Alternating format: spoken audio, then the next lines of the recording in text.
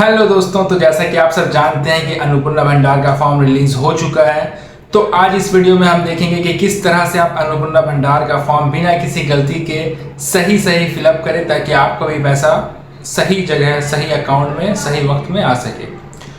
तो ज़्यादा से ज़्यादा इस वीडियो को शेयर करें, इस वीडियो को लाइक करें और सब्सक्राइब करना बिल्कुल भी ना भूलें। चलिए आपको डायरेक्ट मोबाइल की स्क्रीन पर ले चलते हैं और दिखाते हैं आपको कि किस तरह से आप अपना अन्नपूर्णा भंडार का फॉर्म को फिलअप कर सकते हैं। तो सबसे पहले आपको अपने मोबाइल फ़ोन में गूगल ब्राउज़र या फिर आपके मोबाइल में जो भी ब्राउज़र है उस ब्राउज़र को ओपन कर लें और उसके बाद इसमें सर्च करें सोशल सिक्योरिटी।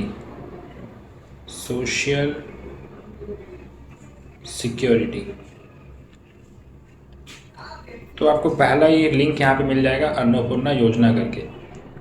जैसे ही आप इसमें क्लिक करेंगे तो ये वेबसाइट ओपन होगा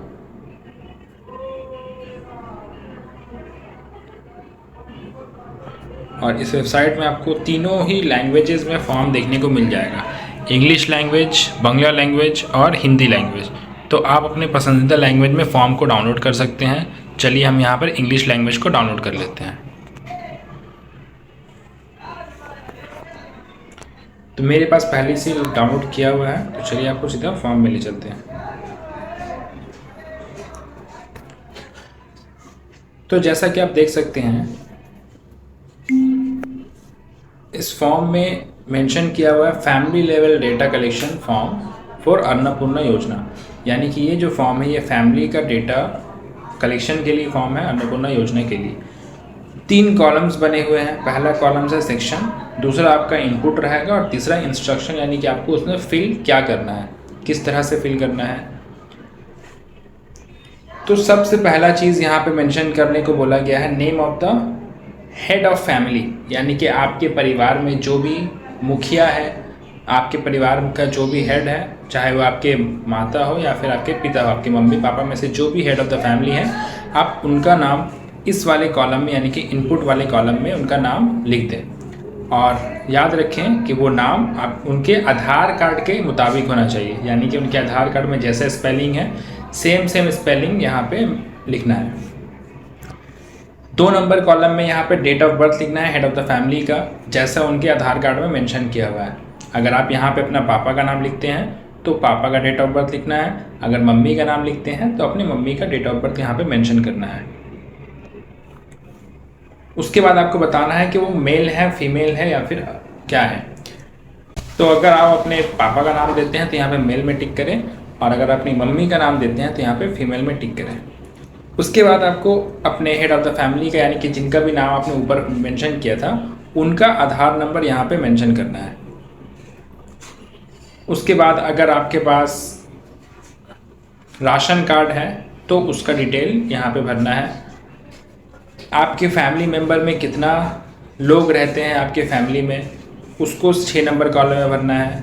आप 1 रहते हैं, 2 रहते हैं, 3 रहते हैं, जितने भी रहते हैं वो यहाँ पे आपको फिल करना है। उसके बाद आपको अपना कंप्लीट एड्रेस यहाँ पे मेंशन करना है आधार कार्ड के हिसाब से।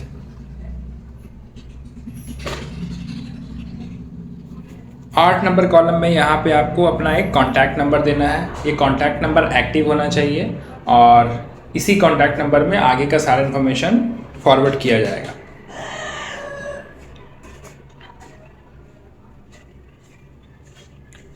अब 9 नंबर कॉलम में यहाँ पे आपको अपने फैमिली में से तमाम का डिटेल्स भरना है। सबसे पहले यहाँ पे आपको अपना HOF का नाम देना है। उसके बाद आपको यहाँ पे फैमिली में आपके जितने भी मेंबर्स हैं उनका नाम, उनका डेट ऑफ बर्थ, उनका जेंडर और वो हेड ऑफ़ द फैमिली के क्या लगते हैं उनको यहाँ पे फिल करना है, और लास्ट में उनका आधार कार्ड। इसी तरह से आपके फैमिली में जितने भी मेंबर हैं 1 2 3 4 5 जितने भी हैं सभी को यहाँ पे फिल कर लेना है। 10 नंबर कॉलम में यहाँ पे पूछा गया है कि bank account of HOF and all adult family for cash transfer.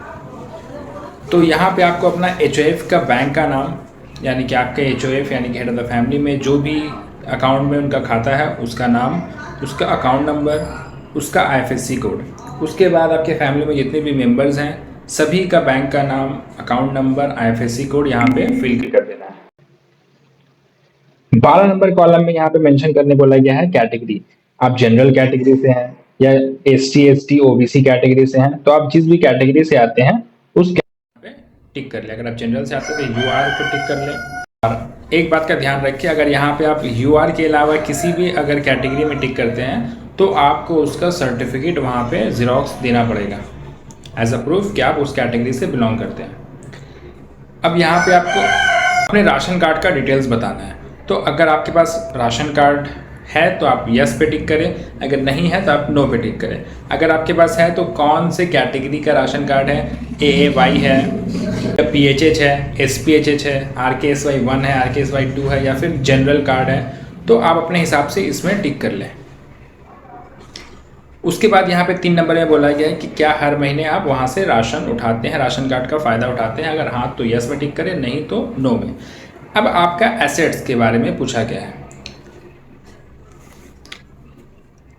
पहला सवाल यहाँ पे house size, does your house have 3 पक्का रूम्स? क्या आपके जो मकान है उसमें 3 पक्का घर है?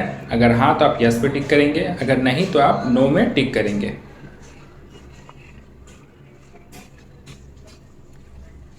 Whether your family owns any land, whether your family owns any land, अगर आपके फैमिली में किसी का भी खुद का ज़मीन है तो आप यस पे टिक करेंगे, अगर नहीं है तो आप नो पे टिक करेंगे। Size of total land holding of families members in decimal, तो आपके टोटल फैमिली मेंबर में से किन के पास कितना ज़मीन है, कितना जगह है, उन सभी का डिटेल यहाँ पे डेसिमल में पुट करना है, जिस तरह आपके रजिस्ट्रेशन रिकॉर्ड में दिया गया है, चाहे वो एकड़ में हो, चाहे वो कट्ठा में हो, जो जैसा भी रहता है आपको यहाँ पे वैसे ही फिल करना है। व्हीकल, 4th नंबर में पूछा गया vehicle, do any members own a motorised non commercial 4 wheeler? क्या किसी के पास भी प्राइवेट 4 व्हीलर कार है, यानी कि 4 चक्का गाड़ी है? अगर हाँ तो यस, नहीं है तो नो में टिक करके आगे बढ़ जाएंगे। अगर है तो उसका व्हीकल रजिस्ट्रेशन नंबर यहाँ पे पुट करना ज़रूरी है। Status of health insurance coverage family member wise, क्या आपके फैमिली में कोई भी किसी भी तरह का हेल्थ इंश्योरेंस से कवर्ड है? अगर हाँ तो यस करके उसका डिटेल्स भरेंगे, अगर नहीं तो आप सिंपली इसमें नो में टिक करेंगे और आगे बढ़ जाएंगे। डी नंबर में पूछा गया कि क्या आपके फैमिली में से कोई भी प्रोफेशनल टैक्स या इनकम टैक्स पे करता है? तो नॉर्मली मिडिल क्लास फैमिली में सभी इनकम टैक्स पे नहीं करते हैं, तो आप सीधा इसमें नो करेंगे और आगे बढ़ जाएंगे। 2 नंबर में यहाँ पे पैन कार्ड मांगा गया है तमाम फैमिली मेम्बर्स का, तो यहाँ पे सबसे पहले आपको HOF का पैन कार्ड नंबर डालना है। उसके बाद हर एक फैमिली मेम्बर का नाम, पैन नंबर इस तरह से करके आप फिल कर लेंगे। 3 नंबर में पूछा गया नेचर ऑफ एम्प्लॉयमेंट, कौन किस तरह का काम करते हो? सबसे पहले आप यहाँ पर HOF का नाम लिखेंगे, उसके बाद फिर यहाँ पे वो किस तरह का काम करते हैं, क्या वो गवर्नमेंट सेक्टर में काम करते हैं, क्या वो सैलरीड पर्सन है या खुद का कुछ काम करते हैं, तो आप अपने हिसाब से इसको फिल कर लेंगे। और उसी के बाद लाइन से सभी मेंबर्स, यानी कि मेंबर 1, मेंबर 2, मेंबर 3, आपके फैमिली में जितना भी मेंबर है सभी के बारे में सही इसमें फिल कर लेंगे। 4 नंबर में यहाँ पे पूछा गया है number of literate adult family members and number of illiterate adult family member, यानी कि आपके परिवार में कितने पढ़े लिखे और कितने गैर पढ़े लिखे परिवार में मतलब फैमिली मेंबर्स रहते हैं। तो यहाँ पे सबसे पहले तो नंबर पुट करना है, कितने पढ़े लिखे नंबर है मेंबर्स का उसको यहाँ फिल करना है, और कितने इलिटरेट में आते हैं उसको यहाँ फिल करना है। उसके बाद आपको यहाँ पे HOF का नाम लिखना है, वो लिटरेट है या इलिटरेट इसमें टिक करना है, और अगर लिटरेट है तो उनका हाईएस्ट क्वालिफिकेशन यहाँ पे लिख देना है कि वो 10 पास है, 8 पास है, ग्रेजुएशन है, 12 पास है, जो भी है। इस तरह से आपको तमाम मेंबर्स का भी भर लेना है सही। 5 नंबर में पूछा गया है is any member a former या current holder of any constitutional post, minister, MP? क्या आपके परिवार में से कोई भी कभी भी किसी भी MP, MLA या फिर किसी भी लोकल बॉडी में काम किया है, अगर हाँ तो यस, नहीं तो नो में टिक करके आगे बढ़ जाएंगे। अगर आपका जवाब यस है तो किस पोस्ट में रहा है उसको यहाँ पे मेंशन करना ज़रूरी है। 6 नंबर में पूछा गया है कि is any member government pensioner, क्या आपको गवर्नमेंट की तरफ से, सरकार की तरफ से किसी भी तरह का पेंशन मिलता है? अगर हाँ तो किसको मिलता है, क्या मिलता है, उसको यहाँ पे फिल करना है। Is any member registered under GST, अगर कोई भी फैमिली मेंबर जीएसटी लिए हुए हैं, अपना काम करते हैं और जीएसटी बनवाए हुए हैं तो उसमें यस में क्लिक करना है, वरना आपको नो को ही टिक करके आगे बढ़ जाना है। 8 नंबर में यहाँ पे पूछा गया टोटल फैमिली इनकम सालाना, यानी कि आप एक साल में कितना कमाते हैं उसको यहाँ पे लिखना है। याद रहे यहाँ पर एक इंडिविजुअल का नहीं, पूरे फैमिली मेंबर्स का पूछा गया है, फैमिली इनकम को पूछा गया है।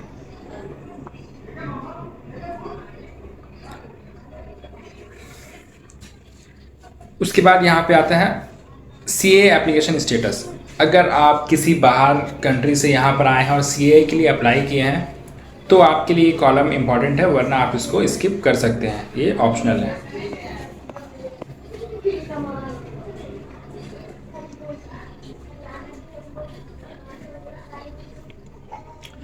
उसके बाद यहाँ पे पूछा गया if deleted in SIR 2026 whether case pending in tribunal, क्या आपका नाम 2026 के एसआईआर से डिलीट हो गया है और आपने अपील किया है और वो केस आज तक पेंडिंग में है, तो आपको उसका डिटेल यहाँ पे भरना है। सबसे पहले यहाँ पर आपको एचआईएफ का नाम लिखना है, और अगर आपका नाम डिलीट हो गया है तो यस में क्लिक करना है और केस के बारे में लिखना है कि पेंडिंग है या फिर सॉल्व हो चुका है। अगर नहीं तो आप नो में क्लिक करके आगे बढ़ेंगे। इसी तरह से आप तमाम मेंबर का डिटेल को यहाँ पे सही फिल कर लेंगे। उसके बाद यहाँ पे पूछा गया details of all children's in the family attending school. अब आपके परिवार में से कितने बच्चे हैं जो स्कूल जाते हैं, तो यहाँ पे आपको उस मेंबर का नाम लिखना है, कौन से क्लास में है वो लिखना है, कौन से स्कूल में है वो लिखना है, स्कूल किस तरह का है, गवर्नमेंट स्कूल है, प्राइवेट स्कूल है, मदरसा स्कूल है या फिर किसी भी तरह का है, तो उसको यहाँ पे मेंशन करना है। जितने भी बच्चे पढ़ते हैं उस तरह से यहाँ पे उनका नाम डिटेल्स फिल करते जाएंगे। उसके बाद यहाँ पे पूछा कि चिल्ड्रंस वैक्सीनेशन स्टेटस, अगर आपका बच्चा वैक्सीनेटेड है तो उसमें यस करेंगे, अगर वैक्सीनेटेड नहीं है तो आप नो में टिक करके आगे बढ़ेंगे। इसी तरह से अपने तमाम बच्चों का डिटेल यहाँ पे फिल कर लेंगे। अब यहाँ पे पूछा गया benefits under government scheme, are you receiving any benefit under government scheme through DBT, क्या आपके अकाउंट में डीबीटी के माध्यम से कोई भी बेनिफिट आता है? अगर हाँ तो यस करके उसका डिटेल लिखेंगे। आपके पास जितने भी पेंशन का पैसा या फिर गैस सब्सिडी का पैसा आता है वो सारा को यहाँ पे मेंशन करना है, और अगर नहीं आता है तो नो में टिक करके आगे बढ़ जाना है।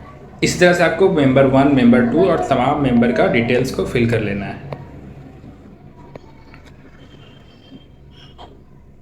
तो इस तरह से आप अपने फॉर्म को काफ़ी आसानी से घर बैठे ही फिलअप कर सकते हैं।